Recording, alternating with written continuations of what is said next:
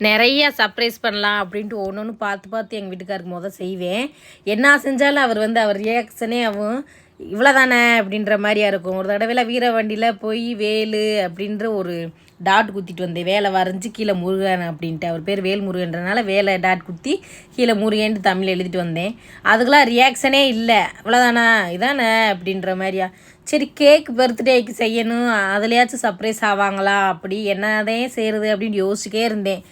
இவங்களுக்கு பிடிச்ச மாதிரியா இவங்களுக்கு சர்ப்ரைஸாக இருக்கிற மாதிரியா ஒன்று செஞ்சே ஆகணும் அப்படின்னு மண்டையை பிடிச்சி குழப்பி ஒன்றை யோசித்து யாருக்குமே தெரியாது, எங்கள் பாப்பாவுக்கு கூட தெரியாது.